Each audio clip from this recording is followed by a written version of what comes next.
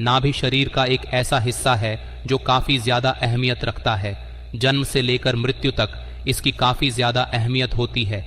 बल्कि जब भी बच्चा जन्म लेता है तो माँ के पेट से ही नाभि से पोषण को ग्रहण करता है। यानी कि किसी भी इंसान की जो शुरुआत होती है वह केवल नाभि से ही होती है। यही वजह है कि नाभि केंद्र के ही माध्यम से उस इंसान के जीवन में सारी चीजें होती हैं। जैसे कि अगर किसी व्यक्ति के जीवन में धन की समस्याएं हों, या फिर अगर वह व्यक्ति बहुत ही ज्यादा परेशान रहता हो, जितनी भी चीजें करता हो हमेशा उसका दुर्भाग्य उसे घेर के रखता हो, किसी भी चीज में कोई सफलता ना मिल पाती हो, तो इसका मतलब यह होता है कि उस व्यक्ति का नाभि केंद्र कमजोर है। अगर किसी व्यक्ति का नाभि केंद्र बलवान होता है तो ऐसा व्यक्ति काफी ज्यादा सौभाग्यशाली होता है। ऐसे व्यक्ति पर पितरों की कृपा तो होती ही है, बल्कि आपको बता दे कि नाभि केंद्र में भगवान विष्णु का और माता लक्ष्मी का स्थान बताया जाता है। और यही वजह है कि जिन भी लोगों का नाभि केंद्र बलवान होता है, मजबूत होता है, तो ऐसे लोगों के जीवन में कभी भी सौभाग्य की धन की कमी नहीं होती है। कर्ज की समस्याएं कभी उन्हें नहीं घेरती हैं। पितरों के साथ साथ माता लक्ष्मी की, भगवान विष्णु की कृपा उनको प्राप्त होती है। लेकिन सभी लोगों का नाभि केंद्र बलवान नहीं हो पाता है। लेकिन कुछ मंत्रों की सहायता से नाभि केंद्र को बलवान बनाया जा सकता है। इसके अनेकों फायदे बताए गए हैं और इसके काफी ज्यादा फायदे जीवन में भी देखने को मिलते हैं। तो इस वीडियो को बिल्कुल ध्यान से सुने, क्योंकि नाभि केंद्र अगर आप अपने जीवन में बलवान बना लेते हैं तो इससे जीवन में सुख समृद्धि बढ़ते ही चली जाती है। सबसे पहले तो वीडियो को लाइक करके कमेंट बॉक्स में ओम नमः शिवाय, हर हर महादेव अवश्य ही लिख दे, जिससे भगवान शिव की कृपा परमेश बनी रहे। तो दोस्तों, आपको बता दें कि नाभि केंद्र, जैसा कि हमने आपको बताया है, इसका जीवन में काफी ज्यादा अहम रोल होता है। और अगर ये कमजोर हो तो जीवन में दुर्भाग्य को उत्पन्न करने वाला होता है, और अगर ये मजबूत हो तो इससे सौभाग्य की प्राप्ति होती है। नाभि केंद्र में भगवान विष्णु का, माता लक्ष्मी का स्थान होता है।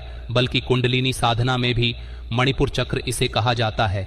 यानी कि नाभि केंद्र अग्नि तत्व का स्थान है, जिसमें भगवान विष्णु और माता लक्ष्मी विराजमान होते हैं।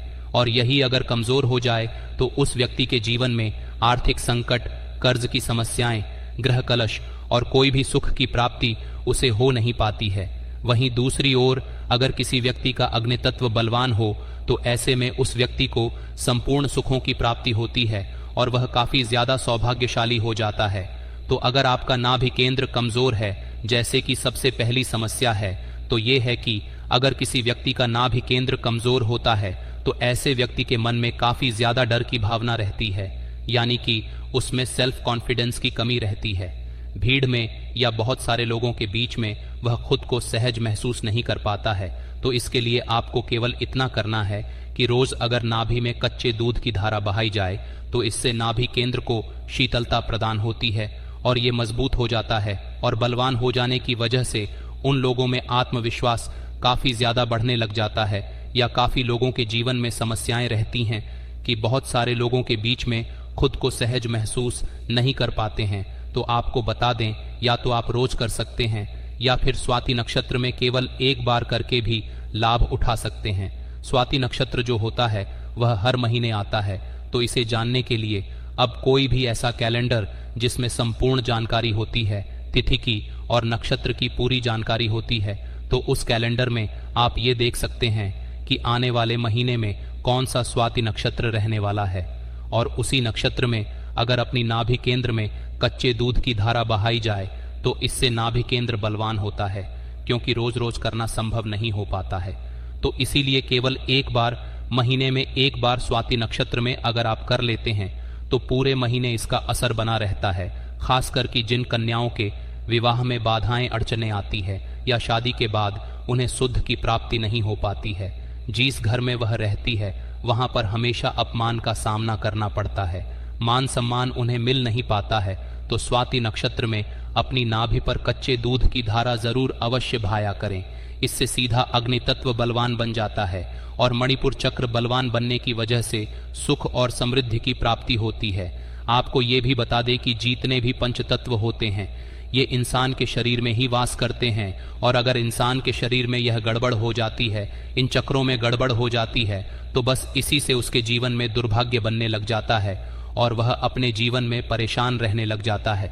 अगर आप ये नहीं कर सकते हैं तो आपको बता दें कि मंत्र की सहायता से भी मणिपुर चक्र को, नाभि केंद्र को बलवान बनाया जा सकता है। नाभि केंद्र का जो बीज मंत्र होता है वह रम होता है। इसी के साथ राम नाम का भी जाप किया जा सकता है। राम नाम के जाप से भी नाभि केंद्र बलवान होता है और यही वजह है कि जो भी लोग राम नाम की साधना करते हैं उनका नाभि केंद्र बलवान होता है। और नाभि केंद्र में इतनी सारी सिद्धियां, सैकड़ों सिद्धियां वास करती हैं कि अगर किसी व्यक्ति का नाभि केंद्र पूर्ण रूप से जागृत हो जाए तो ऐसे व्यक्ति के पास कुछ ना कुछ सिद्धि अवश्य ही होती है। जैसे कि सामने वाले को वशीकरण करना, मोहन कर लेना, या फिर अगर किसी व्यक्ति पर भूत प्रेत आदि की तंत्र क्रियाएं की समस्याएं रहती हैं तो अगर किसी व्यक्ति का नाभि केंद्र बलवान होता है और वह अपने हाथों में जल लेकर महाकाली के किसी भी मंत्र का जाप करता है और रोगी व्यक्ति पर अगर छिड़क देता है तो ऐसे में रोगी व्यक्ति बिल्कुल ठीक हो जाता है। क्योंकि जिस व्यक्ति का नाभि केंद्र बलवान होता है उसका अग्नि तत्व भी बलवान हो जाता है। और यही कारण है कि अग्नि तत्व बलवान हो जाने की वजह से उस इंसान में शक्तियां और सिद्धियां अपने आप ही आने लग जाती हैं। और नाभि केंद्र का बीज मंत्र भी रम और राम है। आप रम भी कर सकते हैं, राम भी जाप कर सकते हैं। दोनों का एक ही वाइब्रेशन उत्पन्न होती है। केवल जो मंत्र की वाइब्रेशन होती है यह ज्यादा महत्वपूर्ण होती है और इसी से सारी चीजें जीवन में होने लग जाती हैं। अगर नाभि पर हाथ रखते हुए जैसे जब आप सोने जाते हैं तो सोने से पहले इस क्रिया को आपको करना है कि जब आप सो जाए, बेड पर लेट जाए तो अपनी नाभि पर दोनों हाथों को रखते हुए पहले सीधे हाथ को आपको रखना है, उसके बाद उल्टे हाथ को उसके ऊपर रख लेना है और फिर रम बीज मंत्रा का उच्चारण करना है। मन ही मन करना है। कम से कम अगर सोने से पहले आधे घंटे इस क्रिया को किया जाता है तो उससे मणिपुर चक्र यानी कि नाभि केंद्र बलवान बनता है।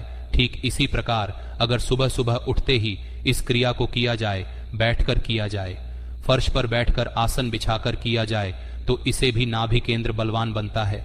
और नाभि केंद्र बलवान बन जाने की वजह से उस व्यक्ति की मनोकामनाएं भी बहुत जल्दी शीघ्र अतिशीघ्र पूरी होने लग जाती हैं।